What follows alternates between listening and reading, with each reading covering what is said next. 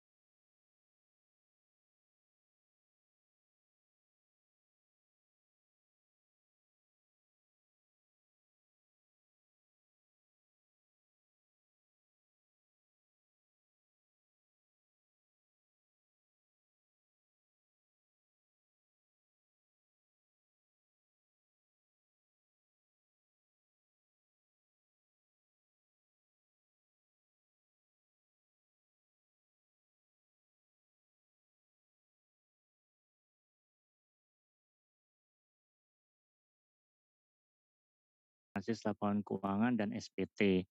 Di bagian pertama perkuliahan itu kayaknya lebih banyak belajar teori ya, belajar teori. Kita ada 2 buku, yaitu Subramaniam yang judulnya Financial Statement Analysis dan yang kedua Wahlen judulnya adalah Financial Reporting, Financial Statement Analysis, and Valuation. Keduanya sih dipakai beriringan, saya lihat di slide ini, dua-duanya digunakan. Plus satu nanti mungkin tengah semester kedua kita akan lebih banyak pakai modul yang digunakan oleh DJP, yang dibuat oleh DJP, seperti itu ya. Oke, mungkin sebelum kita masuk materi, kita mau perkenalan dulu kali ya. Dimulai dari saya. Nama saya Samsul Arifin, saya alumni STAN tahun 2004. Kemudian saya kuliah sampai S2, S2 saya Magister Akuntansi di UI. Itu sekarang saya bertugas di PMA 2 sudah sekitar hampir 3 tahun ini ya di PMA 2, sebelumnya di KPP Pratama. Jadi saya sudah ngalamin di KPP Pratama, di Kanwil, di PMA juga sudah, yang belum di kantor pusat. Sebenarnya dulu cita-citanya pengen kerja di kantor pusat sih, cuman belum kesampaian sampai sekarang. Oke, itu sekedar perkenalan dari saya. Saya tinggalnya di Jakarta Selatan ya, di dekat kantor sini karena domisili saya di Tangerang, cuman agak jauh.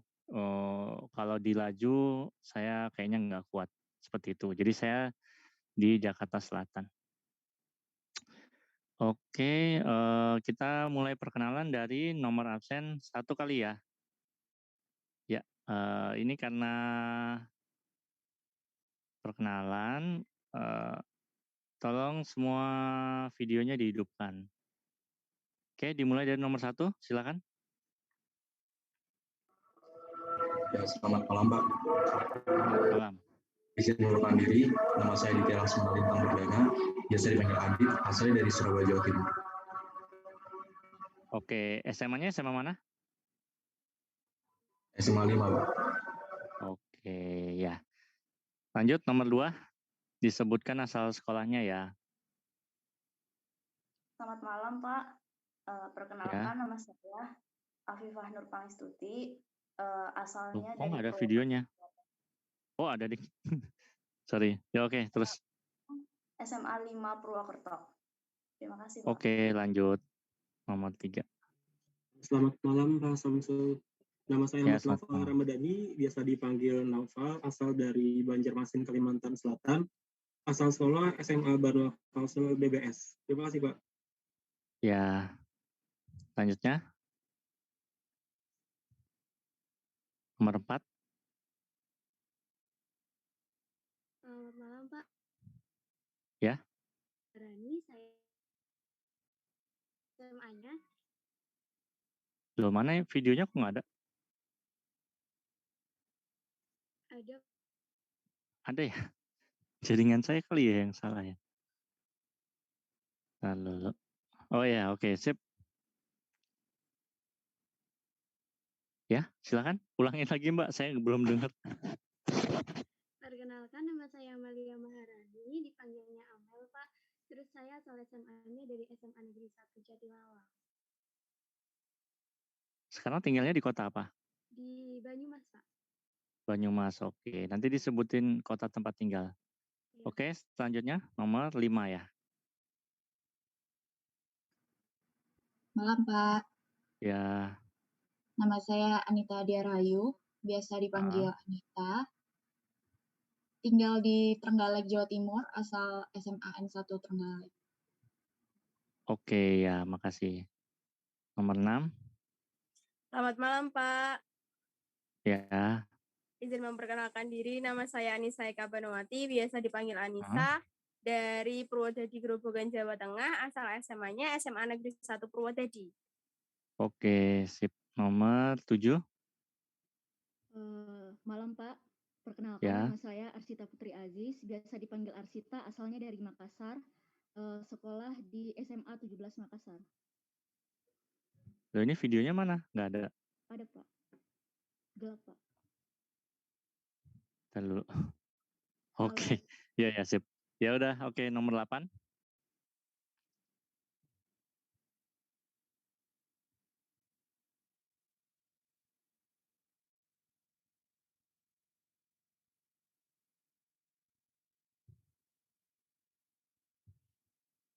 Oh, ini mbaknya yang koordinator ya?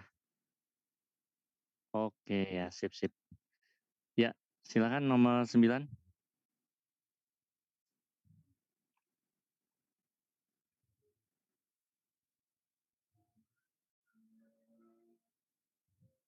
Nomor 9.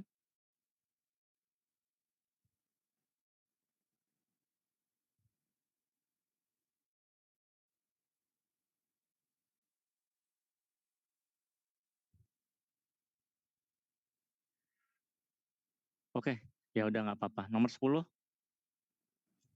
Assalamualaikum warahmatullahi wabarakatuh. Selamat malam, Pak. Waalaikumsalam.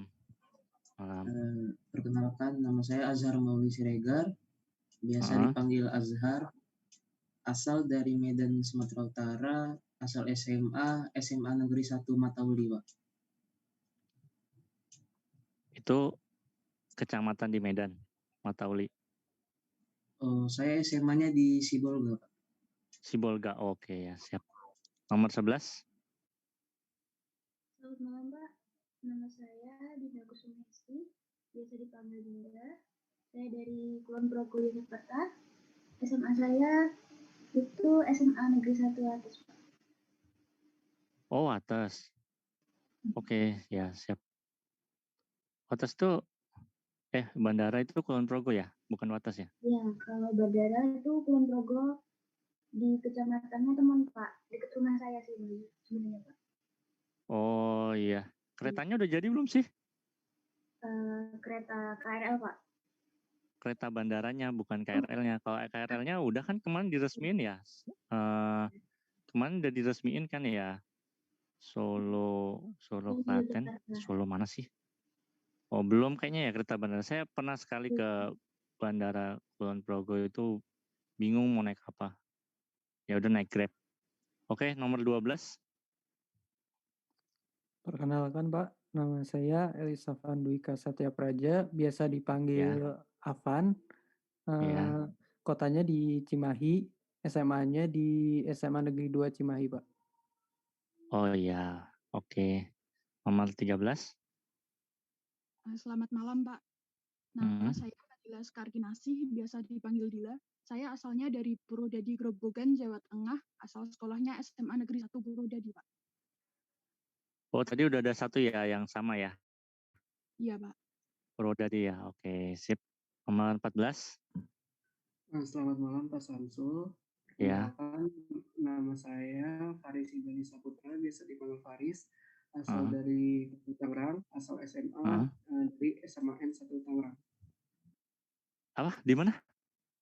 Tangerang, Pak. SMAN oh, Tangerang ya. Ya, nomor 15. Mas, Konstanta tuh masih ada nggak sih? Masih ada, Pak. Oh, masih. Banyak nggak sih sekarang? Banyak, Pak. Alhamdulillah. Banyak ya? Oke. Ya. Oke, nomor 15. Izin perkenalkan diri, Pak. Nama saya Grafta. Ya. Saya tinggal di Binjai, Sumatera Utara, Pak. Terus asal SMA Negeri 1 Binjai, Pak. Oh ya, oke. Sip. Nomor 16. Selamat malam, Pak. Perkenalkan, nama saya Ida Bagus Gudesita Mahansana. Panggilannya Suta. Asal saya dari Denpasar, Bali. Asal SMA dari SMA Negeri 3 Denpasar. SMP-nya di mana? SMP-nya SMP Negeri 3 Denpasar. Oh, Denpasar juga. Oke. Ya. Ya, selanjutnya. Selamat malam, Pak. Izin memperkenalkan diri. Nama saya John Martin Nenggolan, biasanya dipanggil Juan. Asalnya dari Medan, Sumatera Utara. Untuk asal sekolah SMA Negeri 5 Medan, Pak. Oh iya, oke. Banyak juga ya yang dari Medan. Oke, nomor 18. Selamat malam, izin Pak. Nama saya Muhammad Rifat Setia, asal dari Kota Bandar Lampung, SMA di SMA Negeri 2 Bandar Lampung. Oh, udah nyobain tol itu kan? Berapa jam sekarang kalau ke Bakauheni? Kalau Bakau ke Bandar Lampung cuma 40 menit, Pak. Iya. Sekarang? Dulu 2 jam. 2 jam. Oh, oke, sip. Terima kasih, Pak. Naik kapalnya tuh berapa lama sih? Naik kapal sekarang ada 2, Pak. Ada yang biasa, ada yang eksekutif. Yang eksekutif tuh cuma 1,5 jam. Kalau yang biasa? Kalau yang biasa 3 jam. Dua-duanya mobilnya bisa masuk? Bisa, dua-duanya. Yang eksekutif bisa juga, bukan cuma penumpang? Iya, malah yang eksekutif lebih besar kapalnya, Pak. Oh, tapi mobilnya masuk kan? Mobilnya masuk juga. Oh, oke. Ya, sip. Makasih. Nomor 19. Selamat malam, Pak. Ya. Perkenalkan, nama saya Niputu Semara Putri Cahyani, bisa dipanggil Putri, asal dari Klungkung, Bali, asal SMA 1 Semarapura. Terima kasih. Oh ya, makasih. Nomor 20. Perkenalkan Pak, nama saya Radendra Nuraliza Putri Parawansa, bisa dipanggil Rara atau Putri, asalnya dari Semarang, Jawa Tengah, dari SMA Negeri 3 Semarang. Oh, itu sekolahnya Bu Sri Mulyani kan ya? Iya, Pak. Iya. Oke, nomor 21. Perkenalkan Pak, nama saya Renanda Dewantara, asalnya dari Kota Rengat, asal SMA-nya SMAN 1 Rengat. Oh ya, oke. Nomor 22. Selamat malam Pak, nama saya Rinaldo Mario, panggilan saya Mario, asal dari Tangerang, sekolahnya dari SMA Karawaci. SMA apa? Di Karawaci. Lah ya, SMA-nya apa? Apa ya dia? Loh kok kamu bingung sekolah kamu apa? Oh ada. Astagfirullah. UPHC tulisannya Pak. Oh UPH, waduh mantap. Nomor 23. Selamat malam Pak, perkenalkan. Iya. Nama saya Riki Fajar Sahyadi, bisa dipanggil Riki. Saya berasal dari Denpasar dan asal sekolah saya dari SMA Negeri 3 Denpasar. SMA 3, oke. Ya, makasih. Nomor 24.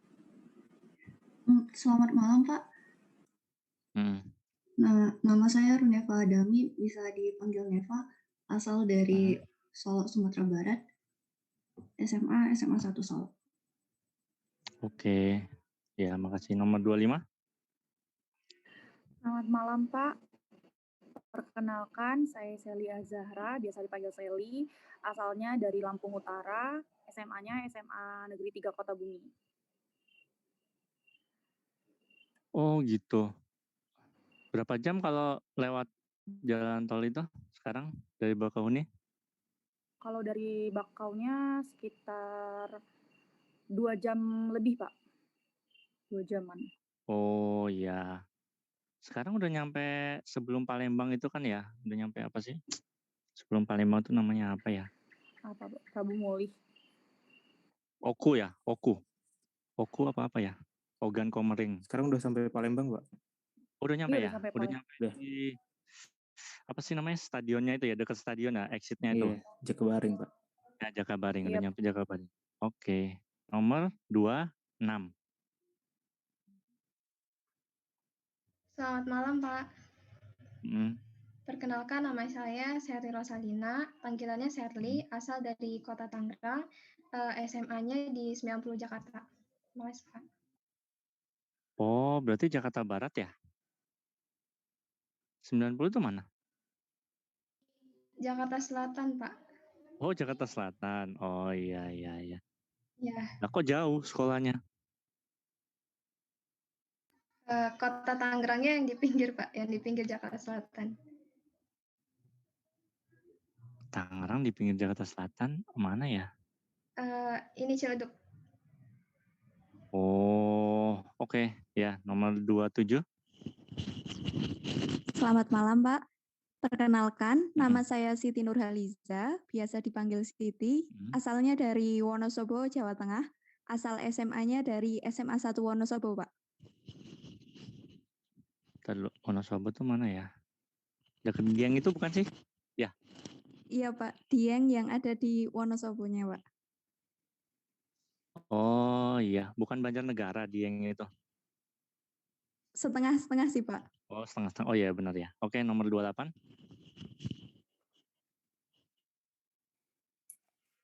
Selamat malam, Pak. Perkenalkan, saya Sofi Widilarita. Bisa dipanggil Sofi. Rumahnya di Boyolali. Dulu SMA-nya di SMA 1 Ungaran. Oke, ya. Lanjut, nomor 29. Selamat malam, Pak. Nama saya Sofia Indah, biasa dipanggil Sofia, asal dari Kota Jambi, dulunya SMA di SMA Negeri 4 Kota Jambi, Pak. Nah, sekarang posisinya di Jambi. Iya, Pak. Oke. Makasih. Nomor 30, ada nggak sih? 30 apa sampai 29? Selamat malam, Pak. Oh, ada. Oke, ya. Saya Zaim Rafiki, bisa dipanggil Zaim. Saya dari Sleman, Yogyakarta, dulu SMA 1 Jogja. Terima Oh kasih, Pak. ya, oke. Ya, makasih. Oke, terima kasih perkenalannya. Kita masuk materi ya. Ini udah share screen belum ya? Udah kan ya? Oke, jadi pada semester ini kita akan belajar, mana sih kok layarnya nggak ada? Kita akan belajar analisis laporan keuangan dan SPT. Analisis laporan keuangan yang chapter pertama kita ambil dari buku, kemudian nanti setengah berikutnya kita ambil dari modul-modul yang ada di DJP. Oke. Ini kita masuk pertemuan yang pertama, kita bahas konsep dasar dari analisis laporan keuangan. Oke, pertama kita pakai dulu buku yang pertama, ini dari Subramaniam, kita lihat di chapter 1, Overview of Financial Statement Analysis. Jadi di chapter ini kita akan belajar overview financial statement analysis. Pertama pembukanya kita akan melihat dulu apa yang dimaksud dengan business analysis. Kemudian kita akan melihat apa itu financial statement sebagai basis of analysis. Jadi analisis laporan keuangan itu kita akan berpusat pada financial statement. Kemudian kita akan mengenalkan financial statement analysis preview. Yang selanjutnya adalah kita ada overview mengenai accounting analysis dan financial analysis. Oke. Jadi pertama business analysis itu apa sih? Business analysis adalah process of evaluating a company economic prospect and risk. Jadi business analysis adalah induk dari financial statement analysis. Dia adalah bentuk yang lebih luas dari sekedar financial statement analysis. Financial statement analysisnya adalah bagian dari business analysis itu sendiri gitu ya. Oleh karena itu, financial statement analysis adalah penerapan dari analisis tool dan teknik yang tujuannya adalah untuk mengestimasi dan membaca sebuah bisnis itu sendiri gitu ya. Jadi financial statement analysis itu tools untuk membaca sebuah bisnis analisis. Oke. Tadi kan dikatakan business analysis adalah proses untuk evaluating company prospect dan company risk gitu ya. Apa yang dievaluasi dari company prospect dan apa yang dievaluasi dari company risk. Company prospect dan company risk ini dievaluasi melalui salah satunya adalah financial statement. Financial statement itu adalah salah satu bagian dari information yang akan digunakan untuk mengevaluasi. Dia bagian dari quantitative information. Ada juga qualitative information, itu informasi mengenai industri analisis, itu kan sifatnya kualitatif ya. Kemudian industri analisis, kemudian strategi dari bisnis, itu kan sifatnya kualitatif. Kalau kuantitatif itu sifatnya lebih ke financial statement analysis. Ya. Siapa yang melakukan business analysis? Dia adalah seorang analis, gitu ya, seorang analis. Kemudian siapa pengguna dari business analysis ini? Evaluasi dari company prospect dan company risk ini digunakan oleh equity investor dan proses merger dan akuisisi ini biasanya dia ngelihat company prospect dan risk juga, auditor, direktur, regulator, employees, dan lawyer. Jadi banyak sekali pengguna dari business analysis. Oke. Business analysis ini di Subramaniam disebutkan ada dua jenis. Yang pertama adalah credit analysis dan yang kedua adalah equity analysis gitu ya. Credit analysis tujuannya adalah untuk menilai credit worthiness, yaitu ability to honor credit obligation atau singkatnya ability to pay its bills gitu ya. Jadi kita menilai sebuah bisnis berdasarkan kreditnya, apakah dia mampu untuk membayar tagihan-tagihannya. Jadi ketika kita melakukan analisis terhadap kredit, berarti kita menurunkan risiko dari keputusan kita. Jadi downside the risk. Jadi kita ingin menilai risiko kita kalau kita ambil perusahaan ini baik sebagai equity investor maupun kredit investor ini risikonya besar nggak ya gitu ya. Kalau equity investor itu kan kita memiliki bisnis sebagai owner. Kalau misalnya kredit investor berarti kita memiliki perusahaan dengan memberi perusahaan itu surat utang atau obligation gitu ya. Oke, jadi yang dinilai itu apa dari credit analysis? Yang pertama adalah liquidity dari perusahaan, yang kedua adalah solvency dari perusahaan. Liquidity berarti kemampuan dia untuk memenuhi obligasi jangka pendek, kewajiban-kewajiban jangka pendek. Solvency berarti kemampuan dia untuk memenuhi kewajiban-kewajiban jangka panjang, seperti itu ya. Kemudian bisnis analisis yang kedua, pertama kan credit analysis, yang kedua adalah equity analysis. Equity analysis kita menilai dari prospek, apakah dia perusahaan itu atau bisnis itu worth it apa enggak untuk dimiliki. Dia punya prospek ke depan apa enggak. Kenapa? Karena ketika kita mau memiliki perusahaan, dalam hal ini misalnya kita ingin membeli saham sebuah perusahaan ya, kita terpapar dua risiko. Yang pertama adalah kita terpapar risiko kredit atau misalnya utang-utang, dan kedua kita terpapar potensi keuntungan gitu ya. Jadi ada dua risiko. Kalau misalnya yang tadi kan kita cuma terpapar dari risiko kreditnya aja. Kalau ini kita terpapar keduanya. Jadi kita ketika memiliki sebuah perusahaan, saham sebuah perusahaan, kita mungkin menanggung kerugian dari perusahaan itu kalau kita nggak hati-hati melihat risiko yang ada di perusahaan itu, risiko yang tersaji di perusahaan itu. Tapi meskipun demikian kita punya opportunity, kita punya peluang untuk memperoleh potensi yang sangat besar gitu ya dari keuntungan yang dimiliki oleh perusahaan itu. Melihatnya dari mana? Dari prospek jangka panjangnya. Oke, bagaimana kita menilai sebuah bisnis untuk kita miliki? Dalam hal ini equity ya, berarti kita memiliki perusahaan sebagai shareholder gitu ya. Ada dua cara. Yang pertama yang lazim digunakan adalah fundamental analysis dan yang kedua adalah technical analysis. Bedanya apa sih? Kalau fundamental analysis berarti kita analyzing and interpreting key factor, yaitu financial position, kita melihat laporan keuangan dia, laporan posisi keuangan dia. Yang kedua adalah performance analysis, kayak misalnya business execution atau misalnya cash flow dia kayak gimana.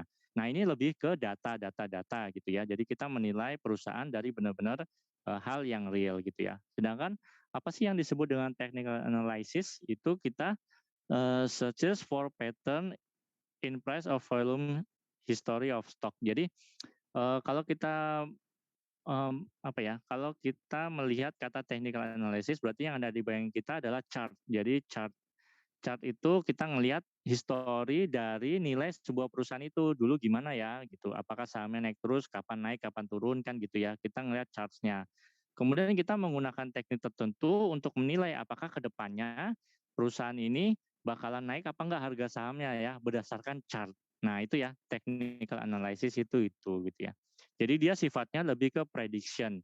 Berarti kalau kita ngelihat kalau kita sebagai orang awam yang belajar membeli saham misalnya ya, kita kalau ngelihat ini grafiknya naik terus nih kayak misalnya Bank BCA misalnya grafiknya naik terus, kita beli ya. Nah, berarti kita technical analysis gitu ya. Tergantung yang mana itu karena cocok-cocokan ya. Kalau kita punya kemampuan analyzing laporan keuangan yang baik, berarti kita akan menilai fundamental analysis. Kita lebih suka fundamental analysis daripada technical analysis. Tapi kalau kita misalnya punya uang itu nganggur, terus kita lihat charts-nya atau misalnya kita lihat, ini saham ini berdasarkan report dari broker atau misalnya dari fund manager, kalau misalnya ini tuh naik terus, ini tuh selalu bagi dividen, oke lah kita pilih. Berarti kita technical analysis gunakannya. Tapi kalau kita melihat, bisnis agrikultur itu kedepannya bagus, atau misalnya ketika mobil listrik itu booming, bisnis tambang itu jadi bagus. Kenapa? Karena kayak misalnya aneka tambang gitu ya. Yang punya nikel itu harga sahamnya langsung naik. BUMN tambang itu sahamnya langsung naik. Kenapa? Karena negara kita punya kebijakan bahwa kita tidak akan mengekspor bahan mentah. Kita mau jadi pusat baterai dunia. Wah, begitu itu diumumkan langsung prospek ke depan udah kelihatan tuh bahwa kita akan menjadi negara produsen baterai listrik. Berarti saham industri tambang layak dimiliki. Seperti itu ya. Nyatanya memang sekarang holding untuk baterai listrik udah terbentuk ya. Jadi itu bukan wacana tanpa execution. Nah, jadi kan kalau kita ngelihat performance BUMN itu kalau dia ngomong sebuah rencana pasti akan terlaksana. Nah, itu berarti itu performance analysis gitu ya. Kalau misalnya kita mau ini kalau swasta kan sangat tergantung sekali ya. Kalau BUMN kan duitnya mah ada aja ya. Kalau duitnya nggak ada berarti disokong oleh PMN kan gitu ya. Berarti secara performance dia selalu mengikuti keinginan dari Indonesia, siapapun itu presidennya. Berarti national concern-nya itu kalau BUMN itu tinggi ya gitu, tergantung siapa yang menggerakkan seperti itu ya. Tapi normalnya saham BUMN bagus-bagus. Oke, jadi hasil dari technical analysis dan fundamental analysis ini adalah kita ingin menilai kita ingin mendapatkan yang namanya intrinsic value. Intrinsic value itu adalah nilai yang berbeda, gitu ya. Nilai dari sebuah perusahaan yang berbeda dari nilai sahamnya, seperti itu ya. Atau misalnya nilai yang tertera di market value-nya, seperti itu. Intrinsic value itu bisa berbeda-beda. Intrinsic value bisa lebih besar dari market value, bisa lebih kecil dari market value, atau sama dengan market value. Manakala intrinsic value itu lebih besar dari market value, maka kita seharusnya membeli saham tersebut. Kalau intrinsic value lebih rendah daripada market value, berarti kita jual aja itu saham. Kalau misalnya sama dengan, ya bolehlah kita pegang gitu ya. Dengan catatan kita bicara business ownership. Ini ada yang chat. Oke. Dengan catatan ya, kita bicara shareholder, business ownership itu sebagai benar-benar kacamata orang luar negeri, bukan kacamata orang Indonesia. Baru naik 500 perak atau 100 perak kita jual, nanti kita beli lagi. Bukan kayak gitu ya sebenarnya yang namanya bermain saham itu sebenarnya bukan kayak gitu ya. Oke. Dari mana sih kita ngelihat intrinsic value itu lebih rendah dari market value atau lebih tinggi dari market value? Ini ada 2 dari sekian indikator yang digunakan oleh investor. Yang pertama adalah kita ngelihat price to earning ratio atau PER gitu ya. Jadi price per earning ratio adalah price per share per EPS, harga saham per EPS. EPS itu didapat dari laporan keuangan. Biasanya di laporan keuangan itu bagian bawah ada earning per share. Jadi berapa laba bersih dibagi dengan jumlah saham yang beredar kan gitu ya, earning per share. Nah, kita bagikan price per share dibagi earning per share. Perbandingan harga saham dengan kemampuan perusahaan dalam mendapatkan keuntungan atau laba bersih gitu ya. Semakin kecil berarti itu under value ya, di sini disebutkan. Jadi kalau misalnya PER-nya kecil berarti dia under value. Kalau normalnya adalah kalau misalnya price to earning ratio-nya adalah kurang dari 10 berarti dia masih layak untuk dibeli. Tapi kalau udah lebih dari 10 berarti saham itu disebut dalam tanda kutip mahal gitu ya. Nanti dulu deh mikir-mikir kalau mau beli. Soalnya udah jago ya baca laporan keuangan. Oke, yang kedua dari PBV. PBV adalah price to book ratio. Dia adalah perbandingan price per share dibagi dengan equity per outstanding share. Jadi book value itu kan equity-nya berapa, terus jumlah saham itu berapa gitu, outstanding share-nya berapa gitu ya. Kenapa? Karena price di sini itu per share atasnya ya. Ini juga per share, jadi kita harus sepadankan dengan per share. Oke. PBV pengertiannya adalah perbandingan harga saham dengan nilai perusahaan gitu ya, atau dengan equity-nya gitu ya. Semakin kecil PBV itu dia berarti under value, berarti dia layak dibeli gitu ya. Oke, nanti kita akan belajar solvability, kemudian apa tadi ya? Solvability, solvency gitu ya. Profitability nanti di chapter berikutnya. Ini sekedar refreshment aja, pengenalan. Oke.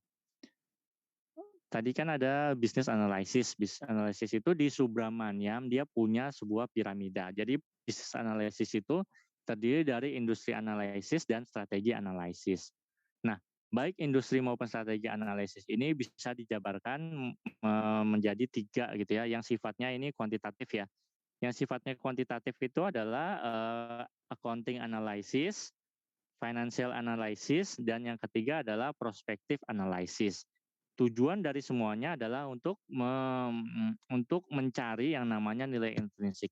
Nanti di buku yang kedua, yang bukunya Wahlen itu sama juga ada 6 steps, tapi tujuannya tetap aja pada akhir-akhirnya adalah kita mencari nilai intrinsik.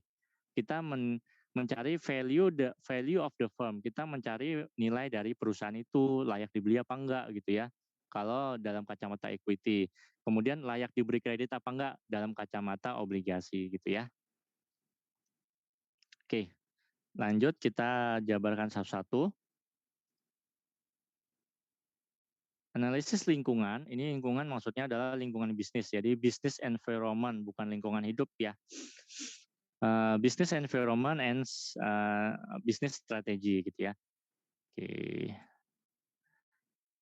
Analisis industri adalah langkah pertama yang biasa dilakukan karena prospek dan struktur industri lah yang mendorong profitabilitas perusahaan. Benar nggak sih? Ya kan?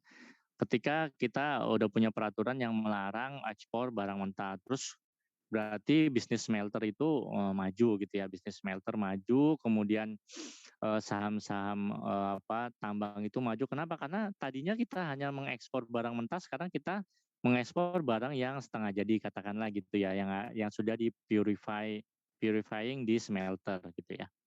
Oke. Analisis industri ini dilakukan menggunakan value chain analysis. Jadi analisis rantai nilai. Di analisis industri ini, industri dipandang sebagai sekumpulan kompetitor yang berebut konsumen dan supplier. Jadi kalau kita melakukan analisis industri, kita melihat bahwa misalnya PT Aneka Tambang adalah salah satu dari perusahaan yang berkecimpung di sektor tambang atau sektor mineral gitu ya. Selain perusahaan ini misalnya Bumi ini gitu ya. Kompetitor saya adalah ini gitu. Keunggulan saya adalah ini. Nah, itu analisis industri. Oke. Analisis ini menilai 2 hal, yaitu yang pertama prospek industri ke depan dan tingkat persaingan faktual dan potensial dari perusahaan ya. Berarti kita menilai prospek industri. Prospek industri apa yang paling bagus ke depan 10 tahun ke depan Indonesia? Ada yang tahu? Ada yang bukan tahu sih apa ya. Ada yang melihat prospek ke depan Indonesia, kira-kira sektor apa nih yang leading apa ya? Kalau saya ngelihatnya sih sektor agrikultur ya, itu yang akan leading 10 tahun ke depan gitu. Oke. Kemudian yang kedua adalah analisis strategi. Analisis strategi ini adalah evaluasi keputusan bisnis perusahaan. Evaluasi atas keputusan bisnis perusahaan dan keberhasilannya dalam membentuk keunggulan kompetitif. Jadi di sini di analisis strategi kita ngelihat perusahaan itu menggunakan strategi apa sih? Apakah dia misalnya dia perusahaan mining, apakah dia melakukan integrasi? Misalnya dia nggak cuma mining doang, tapi smelternya ada di situ. Apakah di situ dia punya pelabuhan sendiri? Kan banyak tuh perusahaan tambang yang punya pelabuhan sendiri ya, gitu ya. Dan lain sebagainya. Terus analisis strategi memerlukan pengawasan atas strategi kompetitif perusahaan untuk bauran produk dan struktur biayanya. Jadi analisis strategi ini sifatnya continue, terus-menerus karena dia melihat perkembangan kompetisi dari perusahaan. Misalnya perusahaan ini, udahlah gue nggak mau lagi memproduksi ini gitu ya. Ya berarti kita harus lihat dulu apakah dengan kita satu-satunya misalnya atau salah satu yang utama untuk memegang sektor A, apakah menguntungkan? Apa enggak menguntungkan? Kenapa orang lain melikuidasi divisinya gitu ya? Jadi kita itu analisis strategi itu kita harus perhatikan terus-menerus. Misalnya gini, misalnya Indofood dia melikuidasi divisi berasnya. Kenapa sih nggak menguntungkan lagi punya divisi beras gitu? Oke, analisis business environment and business strategy. Business environment and strategy memerlukan pengetahuan baik terhadap ekonomi maupun kekuatan industri. Jadi kita harus tahu nih tren kita ke depannya apa. Tren kita ke depannya itu meskipun penduduk itu nggak terlalu banyak, tapi perubahan iklim terjadi. Perubahan iklim terjadi berarti kita tidak bisa lagi memandang produksi makanan, makanan lah ya. Produksi makanan itu akan sebagus beberapa tahun yang lalu.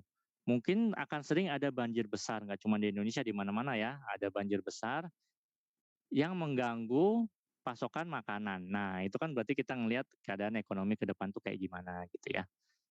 Jadi kita lihat kedepannya ekonomi itu akan sangat tergantung dari global warming gitu ya. Makanya itu otomotif udah mulai beralih ke mobil listrik. Kenapa? Kalau kita biarkan kita pakai solar, berarti kita akan menghadapi kehabisan energi fosil. Yang kedua, bumi akan semakin panas memicu ketidakstabilan cuaca gitu ya. Nah, berarti bisnis agrikultur pas nih kalau ke depan 10 tahun ke depan kita seriusin karena kemungkinan harga itu yang akan meroket. Pada ujungnya orang tidak akan makan duit ya, tapi akan makan beras. Enggak cuma beras sih, makan makanan lah seperti itu ya. Itu juga membutuhkan pengetahuan atas strategi manajemen, bisnis policy, produksi, logistik, marketing, dan manajerial ekonomi. Jadi bisnis environment and strategy ini sangat luas. Because of its broad, karena luas lingkupnya dan multidisiplin nature, sifatnya yang multidisiplin, bisnis environment and strategy ini melampaui dari scope atau ruang lingkup dari buku ini untuk mengcover semuanya gitu ya. Jadi bisnis environment and strategy ini nggak bisa nih kita jabarkan semua di buku ini karena itu nggak usah diseriusi amat-amat gitu ya. Tapi analisis ini yang ketiga ya, poin ketiga. Tapi analisis mengenai bisnis environment and strategy ini sangat penting untuk pengambilan keputusan dari bisnis. Baik implisit maupun tidak implisit. Jadi kita tetap perlu melakukan analisis business environment and strategy, tapi nggak usah terlalu serius-serius. Oke, kita lihat tadi piramida business environment and strategy. Bawahnya itu kan ada yang bagian yang sifatnya kuantitatif. Yang pertama adalah analisis akuntansi gitu ya, atau accounting analysis. Accounting analysis adalah proses evaluasi sampai sejauh mana akuntansi perusahaan mencerminkan realitas ekonomi. Jadi kita lebih banyak melihat transaksi-transaksi yang digunakan di perusahaan ini itu memakai standar apa, memakai metode apa, seperti itu ya. Jadi accounting analysis lebih ke transaction to transaction. Analisis keuangan bagian kedua nanti ya. Analisis keuangan atau financial analysis tergantung pada kehandalan laporan keuangan yang tergantung pada kualitas analisis akuntansi. Nah, jadi analisis akuntansi ini kita lihat, ini perusahaan ini menggunakan kebijakan akuntansi yang berubah-ubah gitu ya. Sehingga laporan keuangannya itu tidak WTP, tapi wajar dengan pengecualian atau mungkin bahkan ekstrimnya dia tidak bisa memberikan opini ya. Jadi auditor sampai tidak bisa memberikan opini. Karena kenapa? Karena kebijakan akuntansi perusahaan itu mencela-mencela, misalnya tadinya pakai FIFO, tahun depannya pakai LIFO dan sebagainya gitu ya. Tergantung dari keinginan perusahaan. Ketika dibentuk laporan keuangan, waktu kita rugi nih, kita coba akalin accounting principle-nya gitu ya.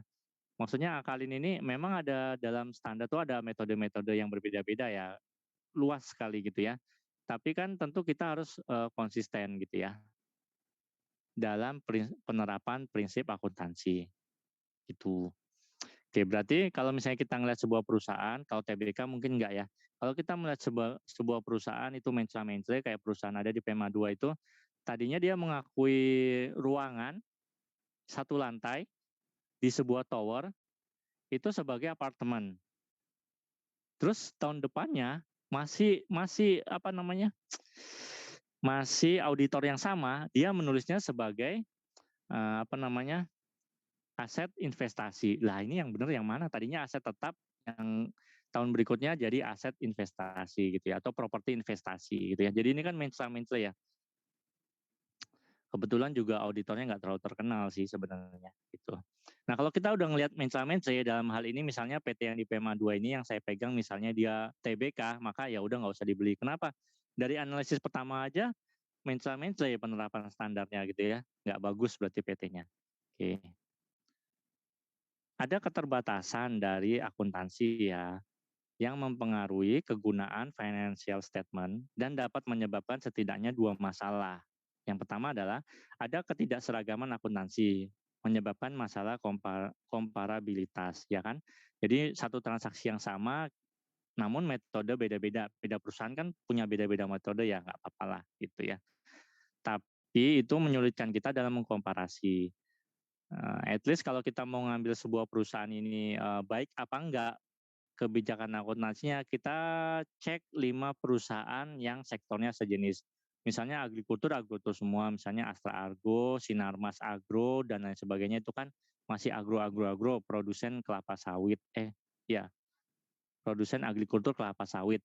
Nah, kita cek tuh bagaimana cara pembukuannya, pembukuan asetnya gimana. Kalau misalnya ada satu yang melenceng berarti ya udahlah ini berarti nggak bagus ya.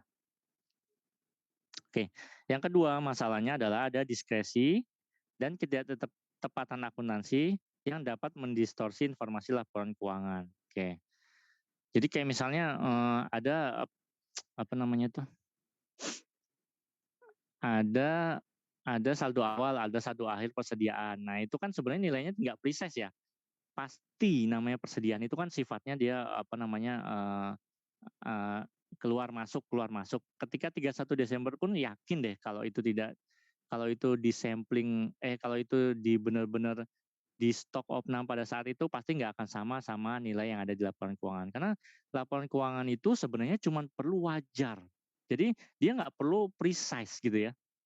Bayangkan kalau laporan keuangan itu harus precise. Jadi auditor menilai saldo akhirnya nilainya 3,5 miliar. 3,5 miliar, emang auditor dalam waktu 3 bulan punya waktu buat stok opnam. Paling sampling kan gitu ya. Sampling. Ya itulah namanya ketidaktepatan akuntansi. Yang penting wajar aja sih sebenarnya. Namanya laporan keuangan itu wajar. Oke. Distorsi akuntansi atau penyimpangan informasi akuntansi bentuknya ada beberapa hal. Yang pertama adalah ada kesalahan atau kelalaian. Yang kedua ada manipulasi. Ini berarti step yang lebih ini ya, lebih nakal lagi.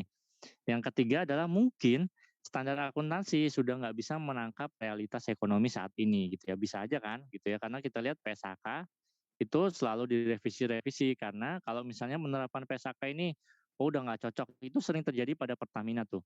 Pertamina menerapkan apa namanya standar akuntansi A, dia nggak cocok, udah nggak cocok lagi sama sekarang gitu ya, dan sebagainya. Tapi nggak apa-apa sih, standar akuntansi kan IAI senantiasa mereview ya gitu. Oke, ini tadi accounting analysis. Accounting analysis.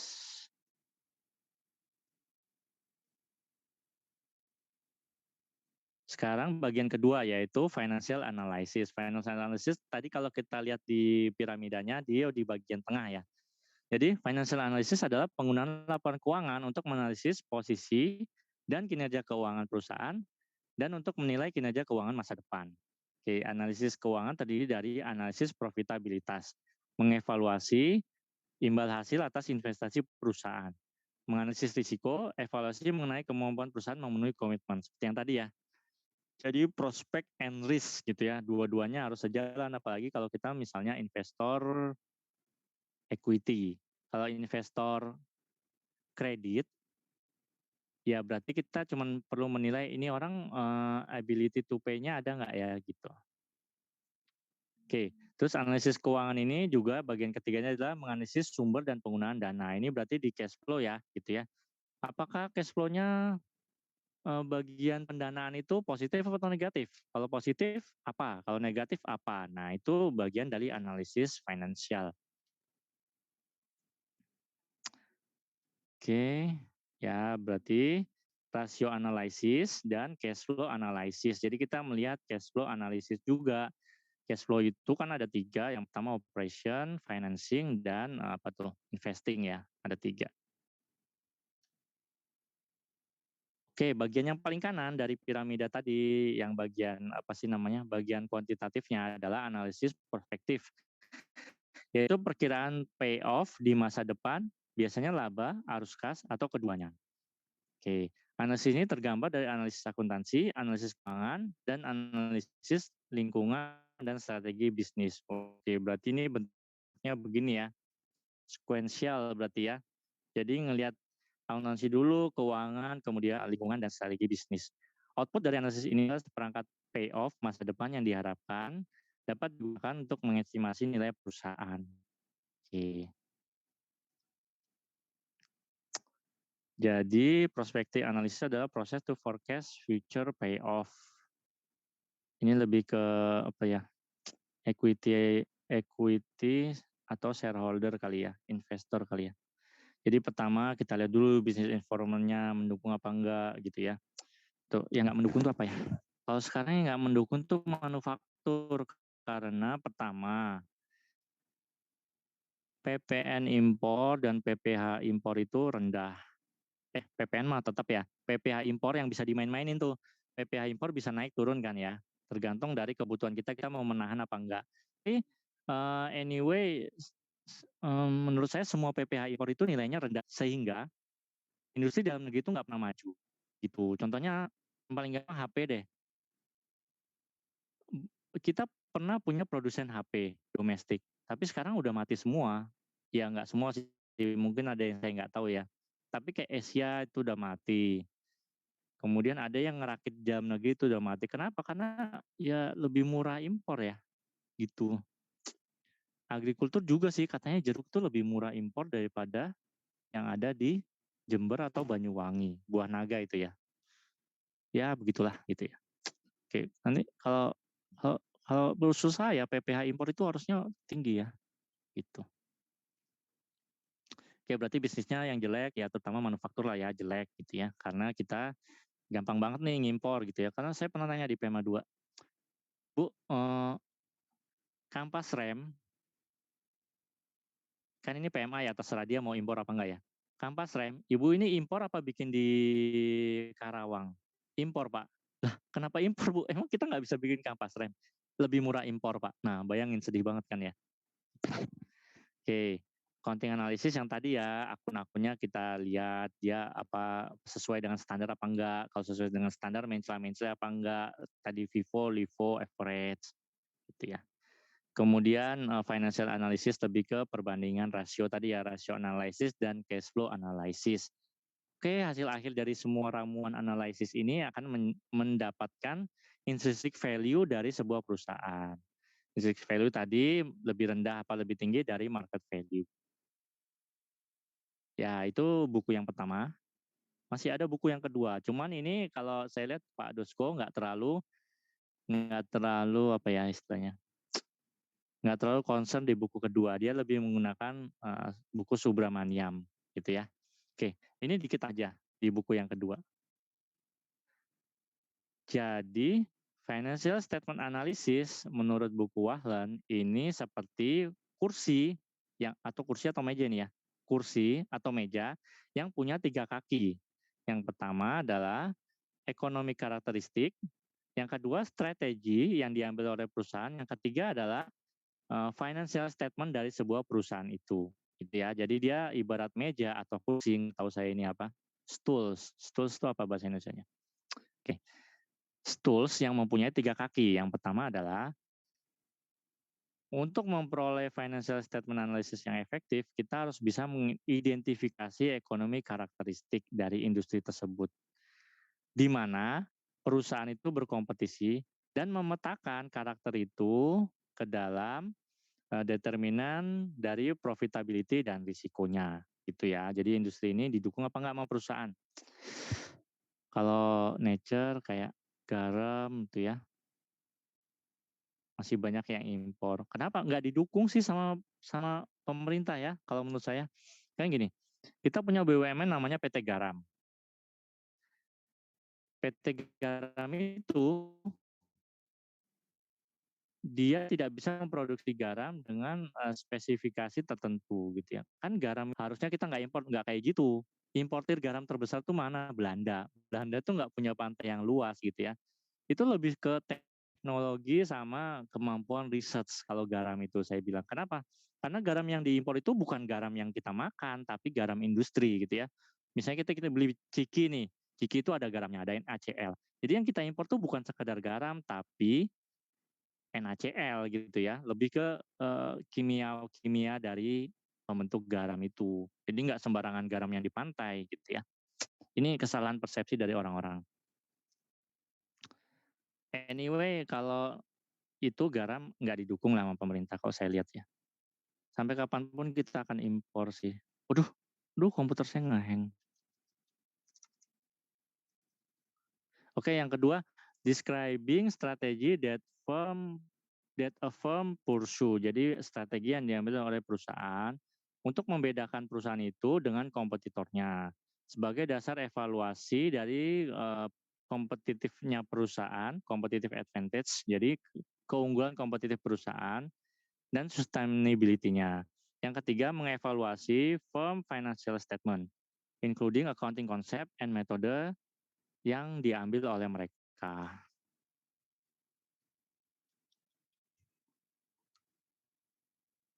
Ntar dulu, ini komputer saya ngeheng. Saya matikan dulu ya.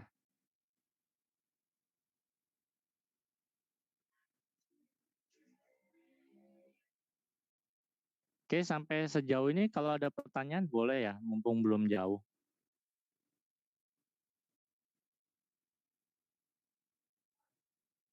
Ini nggak akan membuat kita jadi jago saham ya, nggak juga sih, saya bilang. Cuman kita akan lebih menjadi reasonable aja lah dalam memandang saham sebuah perusahaan gitu ya. Kalau main-main saham, ntar dulu lah. Saya tidak mendorong. Ntar dulu, komputer saya error ya.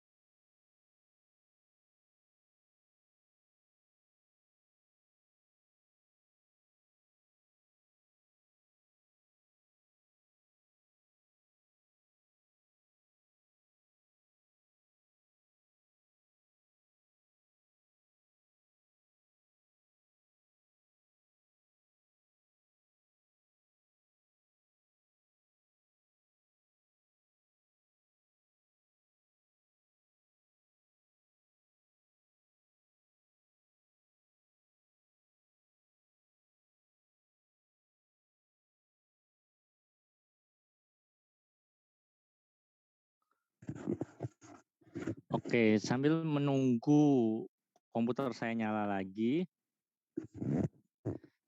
di sini ada nggak yang suka ngikutin trading gitu? Ada nggak yang ngikutin trading? Saya mau nanya, apa bedanya trading dengan binary option? Kita kan sering lihat iklan tuh ya, binomo itu ya. Atau kalau kita buka YouTube ada iklan binomo, ada iklan Olympic Trade gitu ya. Nah itu charts naik turun yang ada di iklan binomo itu namanya apa ya tadi? Lupa saya.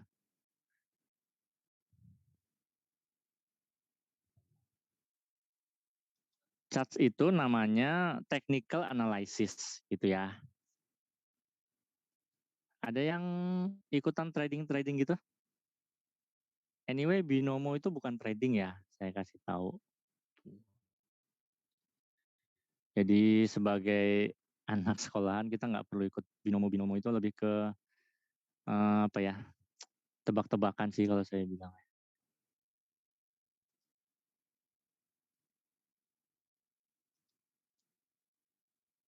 Nah, ini udah masuk lagi.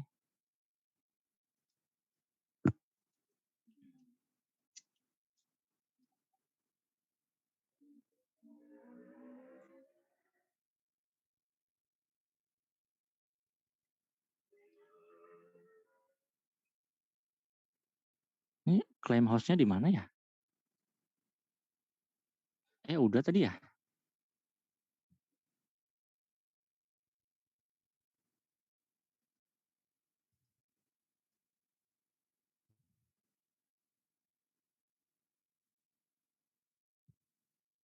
Ya udahlah, nggak apa-apa, asal bisa share screen aja.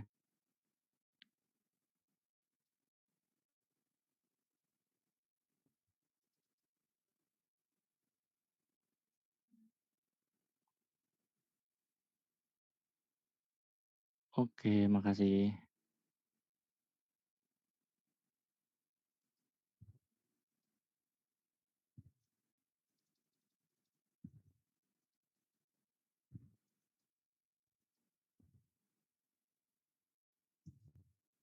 Oke, nah kemudian setelah tadi kita ngelihat perspektif dari Wahlen memandang effective financial statement analysis, kita melihat nih, tadi kita udah melihat cara valuation berdasarkan buku Subramaniam. Nah, sekarang kita melihat nih cara valuation sebuah bisnis atau sebuah firm dari sudut pandang buku Wahlen. Di sini disebutkan istilahnya adalah 6 interrelated sequential step in financial statement analysis. Jadi dalam mencari value of the firm itu dia menggunakan 6 langkah gitu ya. Yang pertama adalah identifikasi economic karakteristik dan competitive dynamic. Yang kedua, identifikasi company strategy. Yang ketiga, assess the quality of financial statement. Yang keempat, analyze profitability and risk. Yang kelima, project future financial statement. Yang keenam, baru value the firm. Jadi sebenarnya mau buku Wahlen maupun buku Subramaniam sebenarnya dia sejalan atau senafas. Pertama kan ini kita lihat tadi di piramida yang ada di buku Subramaniam, kita lihat ini adalah sebagai business analysis, di mana business analysis itu memiliki 2 part, yaitu industri analysis dan strategi analysis. Sama kan ya, mirip lah ya. Yang kedua ada accounting analysis. Accounting analysis ini sama financial analysis sebenarnya agak mirip-mirip ya tadi ya. Tapi di sini lebih ke kayak accounting analysis di buku yang tadi, di buku Subramaniam. Analysis profitability dan risk ini dia mirip sebagai financial analysis gitu ya. Di buku tadi Subramaniam, yang ini namanya project future financial statement, ini berarti mirip dengan prospective analysis gitu ya. Yang terakhir adalah value the firm itu. Jadi sebenarnya mirip-mirip saja ya, hanya beda kata-kata. Oke, jadi 6 interrelated sequential step ini terdiri dari 6. Yang pertama adalah kita harus bisa mengidentifikasi ekonomi karakteristik dan kompetitif dynamic yang ada di industri itu, di mana perusahaan berpartisipasi atau jadi anggota di sektor tersebut. Ya. Kita lihat apakah ekonomi karakteristiknya apa retail. Kalau retail berarti jumlah pesaingnya banyak, memproduksi barang yang sifatnya masif dan sejenis atau homogen gitu ya. Kita lihat kalau kita ke Indomaret, kita lihat untuk kopi aja itu banyak banget, ada Kopiko, ada Good Day, ada ini gitu ya. Kayak di belakangnya kan sebenarnya nggak banyak sih, kayak misalnya apa ya, Indofood, kemudian Sinar Mas Food gitu ya. Terus ada apa lagi gitu ya, nggak banyak sih sebenarnya gitu. Dia tapi memproduksi retail gitu ya, dia konglomerasi retail kayak misalnya sabun cuci di belakangnya sebenarnya ada Indofood, ada ini gitu ya. Oke, kalau farmasi ini sifatnya pesaingnya sedikit ya kan, nggak banyak ya. BUMN farmasi ada cuma ada berapa ya?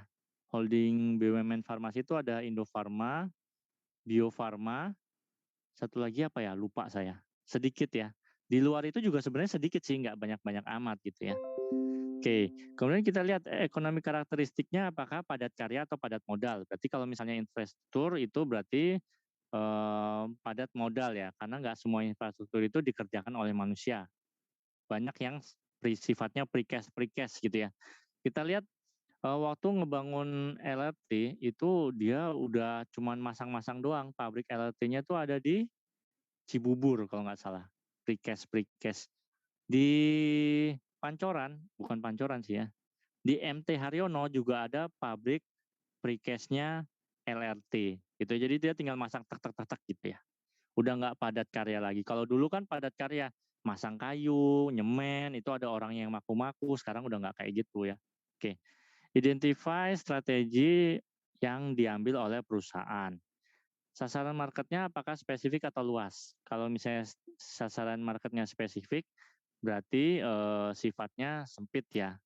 Kalau luas, berarti kemungkinan untungnya bisa lebih besar gitu ya. Kalau spesifik ada kendala masyarakat itu jenuh. Misalnya gini, kayak IKEA sama ada tuh produk furniture juga yang namanya Skandinavia apa gitulah pokoknya. Nah itu kan memang awal-awalnya orang suka beli, tapi kan karena awet, terus marketnya juga sempit ya, yang beli IKEA nggak mungkin kita ya, saya lah nggak mungkin lah beli kasur di IKEA, nggak mungkin lah ya. Nanti ada kemungkinan orang itu akan jenuh gitu ya, gitu. Jadi kalau IKEA itu hero ya, hero TBK, berarti sahamnya ya ambilnya harus hati-hati lah ya. Walaupun IKEA tuh mau ngebangun di Bekasi dan di mana ya satu lagi, kayaknya di Cakung, satu lagi di Cakung, satu lagi IKEA itu adanya di Sentul. Jadi ada 3 nanti IKEA ya. Nah, tapi kita lihat dulu nih orang bakal jenuh apa enggak gitu ya. Kalau ekonomi Indonesia maju terus, mungkin orang seperti saya nanti bisa beli kasur di IKEA. Tapi kalau misalnya pertumbuhan ekonomi naik turun, ya agak mengkhawatirkan juga megang saham hero ya. Gitu. Kemudian strategi perusahaan itu apakah terintegrasi seperti sawit yang memiliki kebun sawit dan punya pabrik pengolahan juga. Pabrik CPO-nya ada di situ gitu. Apakah nggak terintegrasi gitu. Apakah produksinya terpusat atau tersebar seperti Indofood? Indofood dia punya pabrik di mana-mana ya, di Indonesia aja dia punya pabrik di mana-mana. Di luar negeri dia juga punya pabrik di Nigeria gitu ya. Dia punya anak perusahaan juga di Nigeria. Oke. Kemudian assess the quality, nilailah kualitas dari laporan keuangan perusahaan. Apakah sesuai IFRS? Apakah diaudit? Apakah memasukkan penghasilan yang sebenarnya belum ada? Nah, misalnya kayak Garuda Indonesia mengakui penghasilan dari Mahatta tahun 2018. Ini sempat ramai ya, laporan keuangan Garuda Indonesia tahun 2018. Kalau kita buka BI, laporan keuangan Garuda Indonesia itu tahun 2018 itu direvisi. Kalau kita lihat di BI sekarang download laporan Garuda Indonesia yang sebenarnya itu di blur ya. Tetap ada karena kewajiban menyampaikannya, tetap ada tapi di blur gitu ya. Gitu. Karena waktu itu dia mengakui penghasilan dari Mahatta. Ya akhirnya direvisi juga karena komisarisnya nggak setuju. Pak Hairul Tanjung apa bukan ya? Kalau nggak salah, lupa saya komisarisnya itu. Nah kemudian kita menganalisis current profitability and risk. Apakah penghasilannya naik turun dalam beberapa periode? Berapakah ROA dan ROE-nya? Gitu ya. Kemudian yang kelima, prepare forecasted financial statement. Oke, apakah dia proyek jangka panjangnya ada apa enggak gitu? Proyeknya apa? Keuntungannya gimana? Risikonya apa? Sebenarnya paling cakep itu kalau kita punya sahamnya, tapi dia bukan perusahaan terbuka sih ya.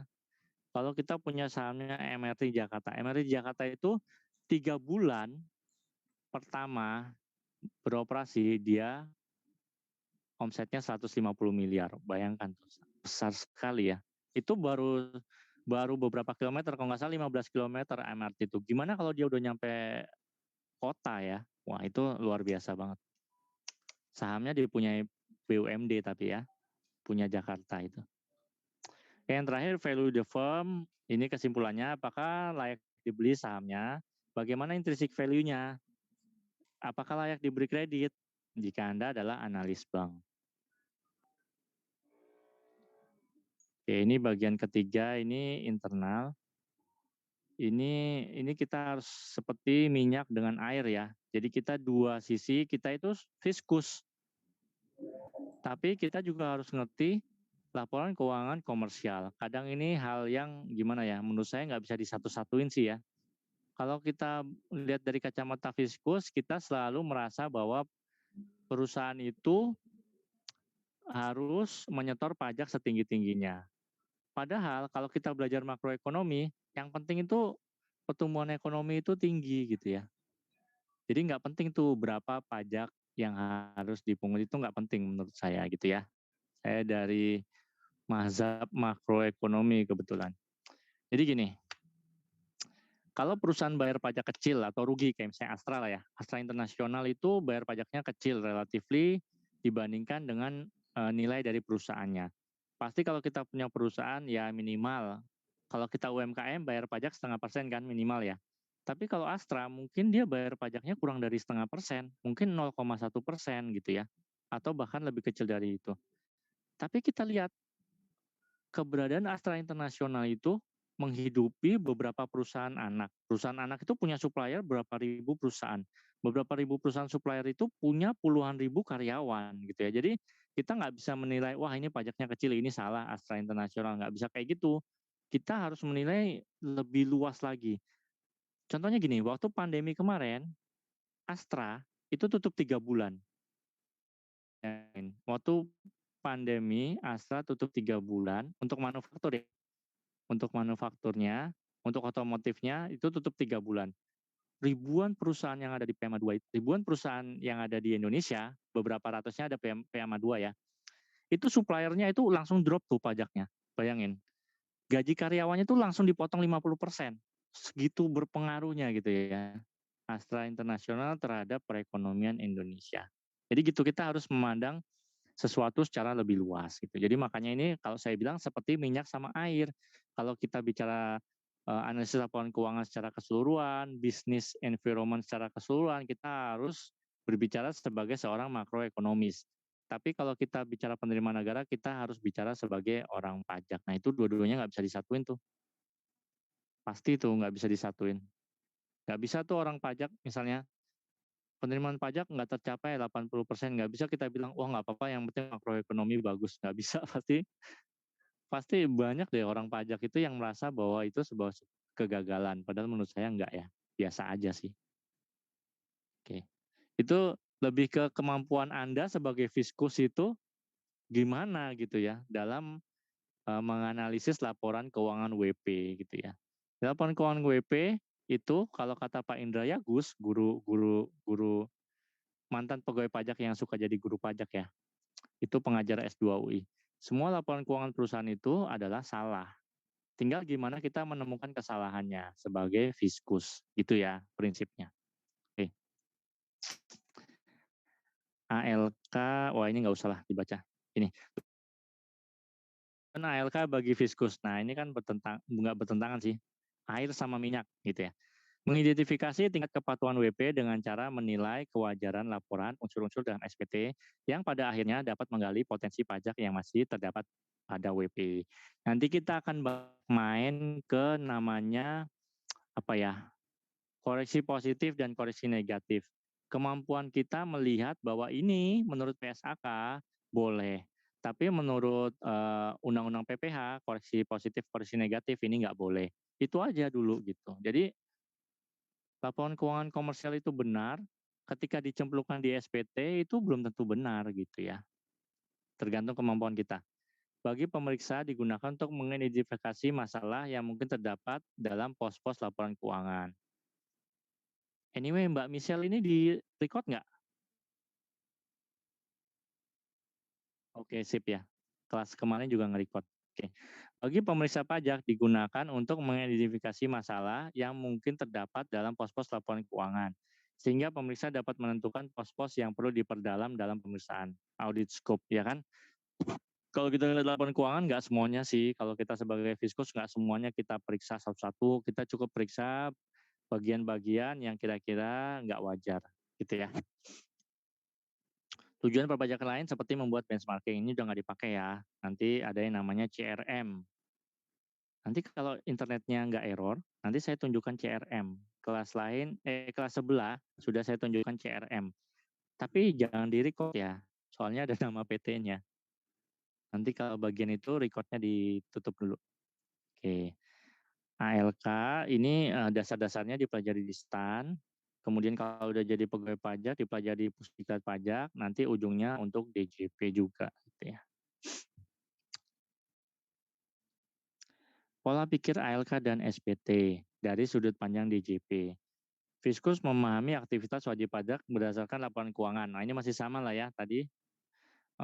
Baik buku komersial maupun secara fiskal sama. Dalam proses penelitian dan pengawasan, analisis laporan keuangan dapat digunakan sebagai pembuatan analisis risiko WP dan SP2DK. Namanya sekarang bukan analisis risiko, tapi laporan hasil penelitian, LHPT. Oke. Dalam proses pemeriksaan, hasil analisis laporan keuangan dapat digunakan sebagai bahan untuk membuat rencana dan program pemeriksaan.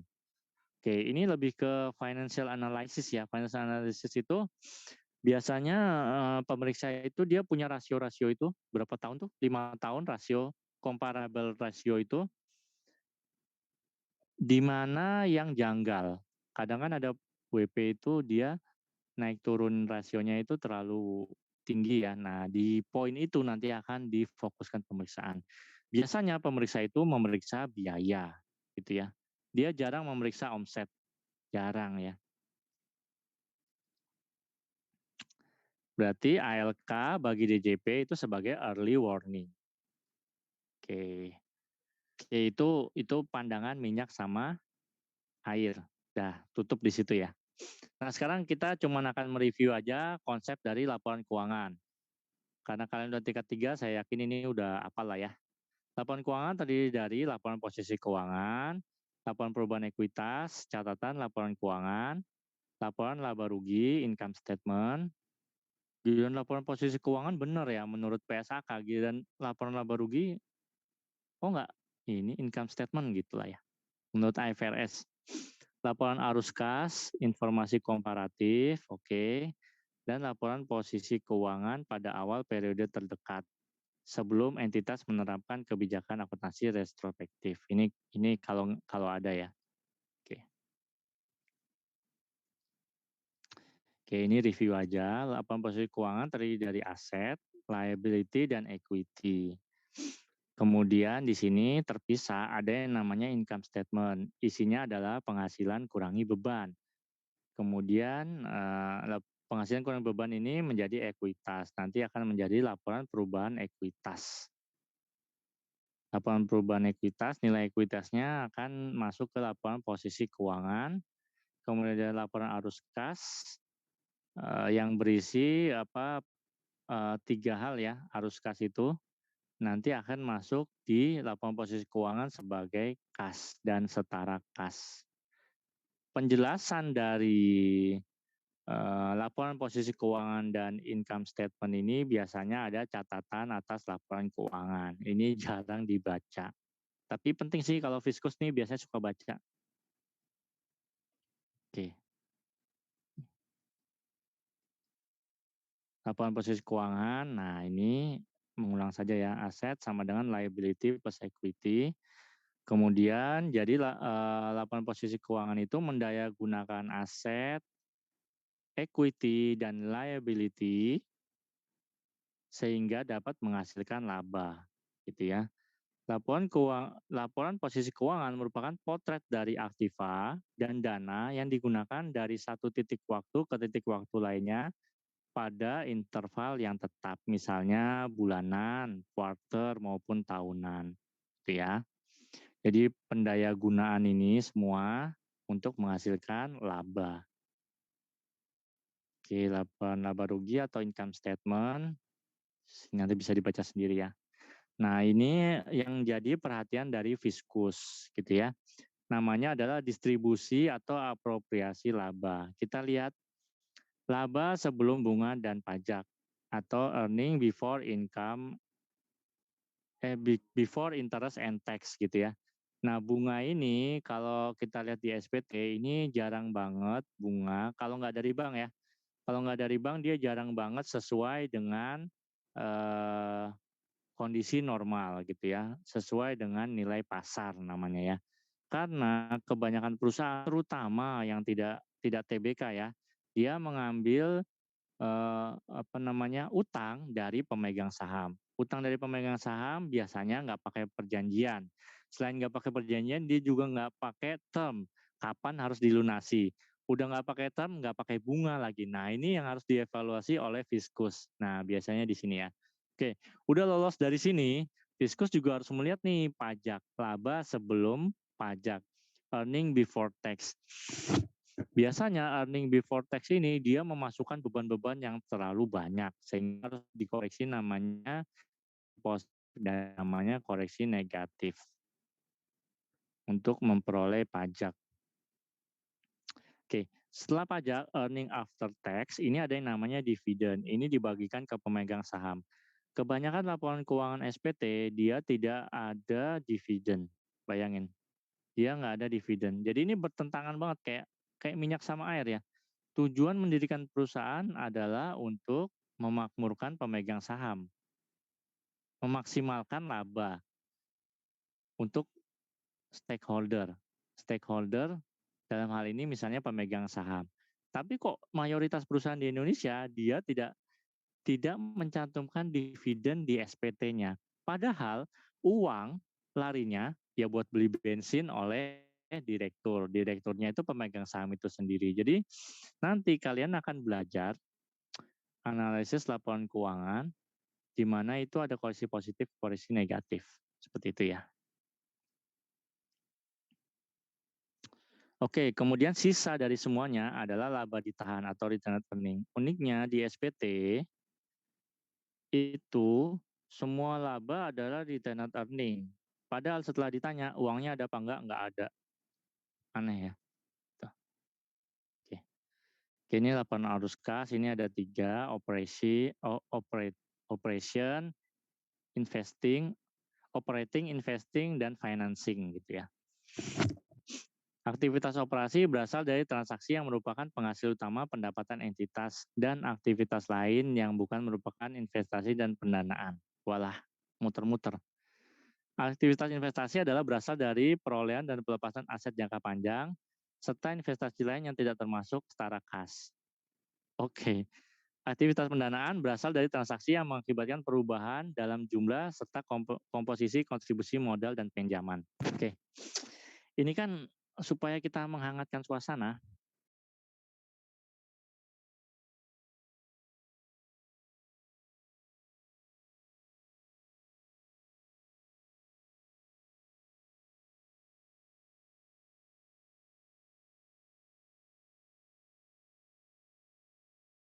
Accounting, advance accounting udah melalui. Oke, nomor absen 4 saya mau tanya. Iya, Pak. Namanya siapa?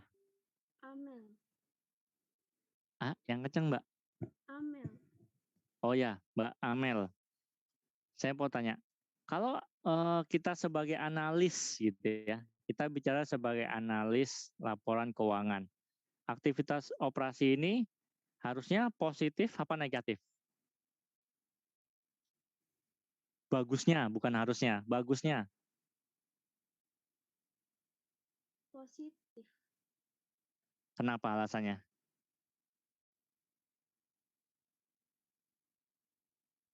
Ya udah, nggak apa-apa. Nomor absen 5. Nomor absen 5, siapa? Saya, Pak. Namanya siapa? Anita. Oke. Oh, nggak ada videonya? Oh iya, mati. Oke, Mbak, baiknya aktivitas operasi itu positif apa negatif?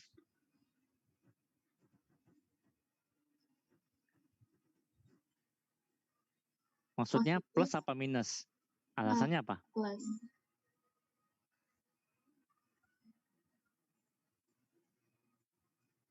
Gimana, Pak? Alasannya apa? Ya udah lewat dulu. Nomor absen 6. Saya Pak Anissa, Pak. Oke, Mbak.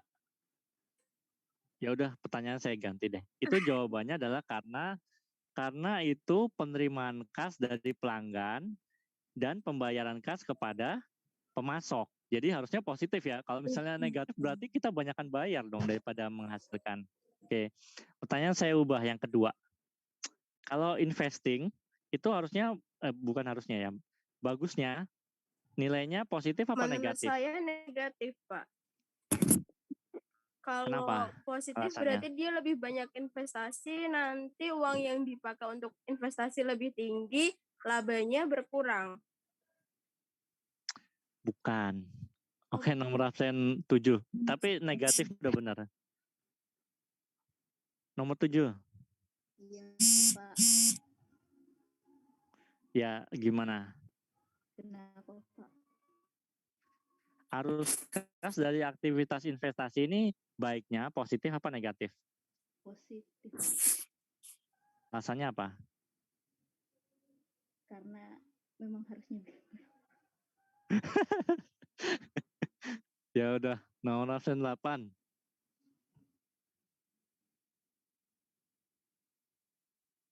Hah? Nomor absen 8 nggak ada? Oke, jadi kalau investing itu baiknya dia negatif. Negatif itu berarti investing itu apa ya?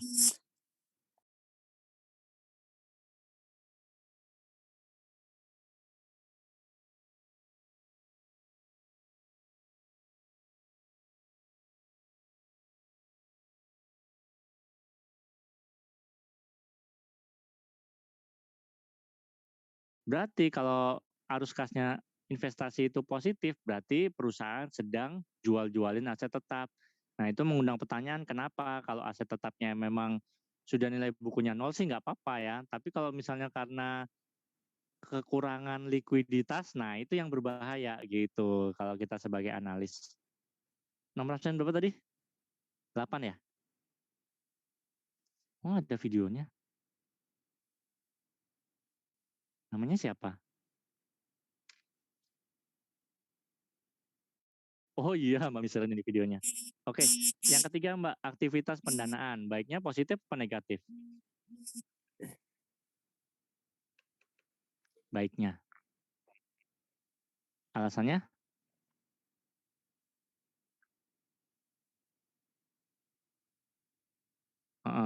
Kalau negatif berarti apa?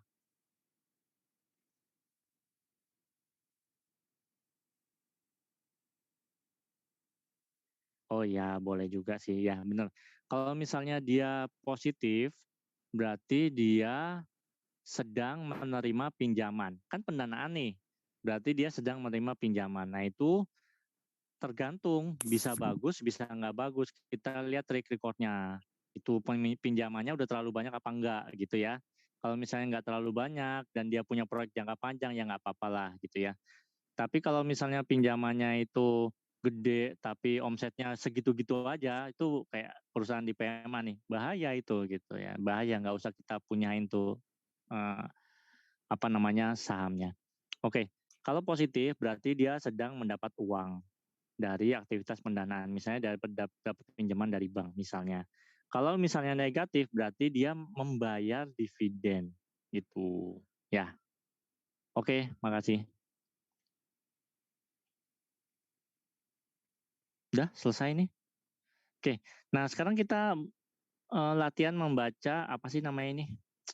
Summary dari laporan keuangan gitu ya. Summary financial data dari Colgate. Colgate ini adanya ilustrasi di buku Subramaniam. Oke ya. Kita lihat ini analisis awam-awaman aja ya. Kita ngelihat net sales 2002 sampai 2011 itu naik terus. Oke, gross profit-nya naik terus, operating income naik terus, semuanya naik terus. Over past 10 years, Colgate net income increase 89%. Net income-nya dari 1,2 billion dollar menjadi 2,4 billion dollar. Kemudian growth in revenue-nya nilainya 80%. Oke. Selanjutnya pembayaran dividennya $7 billion dan stock repurchase-nya adalah $8 billion. Nah, ini adalah kita baca summary dari financial datanya.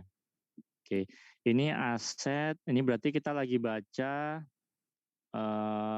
laporan posisi keuangan ya. Aset, liability, long term, equity, treasury stock at cost.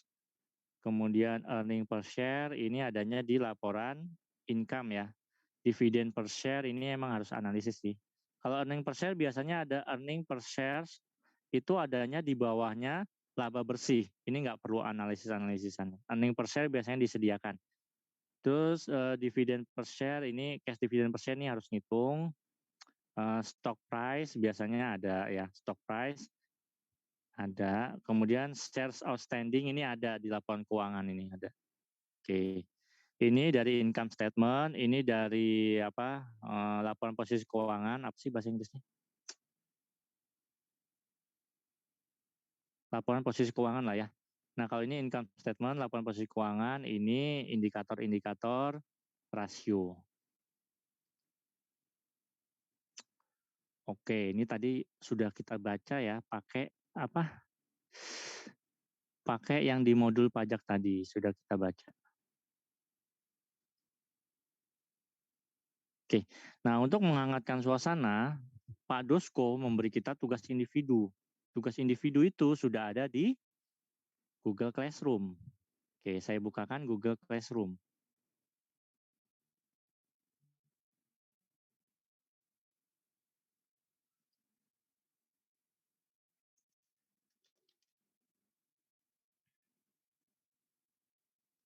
Jam berapa sih? Enak ya kalau kuliahnya nggak akuntansi, dia nggak lama kuliahnya ya. Kalau akuntansi biaya tuh sampai, aduh lama banget. Bacain slide-nya aja lama banget. Oke, ini Google Classroom.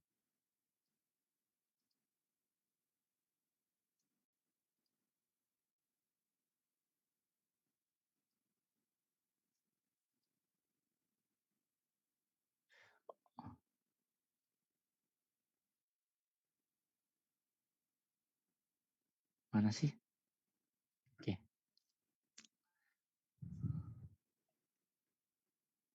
Kelihatan nggak? Kelihatan ya? Oke. Nah, di pertemuan pertama ini kita dikasih tugas nih sama Pak Dosko. Jadi kita buka dan pelajari laporan keuangan perusahaan terbuka tahun 2018. Saya sudah memberikan 5 perusahaan. Itu sektornya adalah wire atau kabel ya. Karena saya memandang sektor ini bakalan tumbuh bagus 10 tahun ke depan gitu ya. Mudah-mudahan saya nggak salah. Oke.